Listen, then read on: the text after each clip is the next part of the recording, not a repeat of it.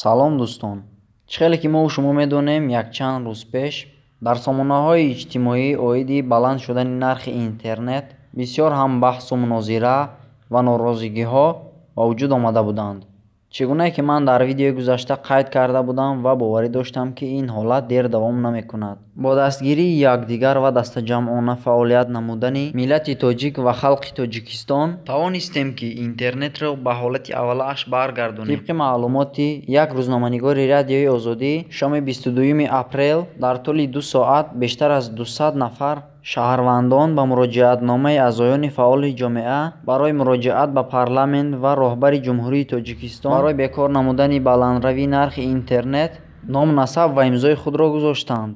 Аммо тибқи баёни яке аз волидони донишҷӯи донишгоҳи Славянӣ, роҳбарияти донишгоҳ донишҷӯёнеро ки ба ин санад имзо гузоштаанд таҳдид ба хориҷ кардааст. Инчунин аз онҳо ному насаби ташкилкунандагони ин муроҷиатро талаб кардааст.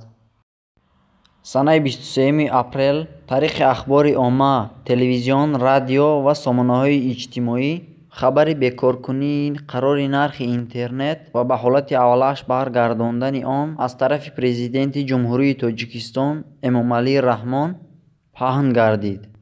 Ман боварӣ дорам ки қисми зиёди мардум ин хабарро интизор буданд. Аз он ҷумла ман бо шунидани ин хабар хело хушҳол шудам, зеро барои ин сабабҳо кам нестанд. Ин видеоро ба дӯстонатон ва ба дигарон низ фиристед, то ин ки онҳо низ бохабар шаванд. Дар охир бароятон гуфтаниам ки дар паноҳи Худо бошед то наворҳои оянда. Хайр.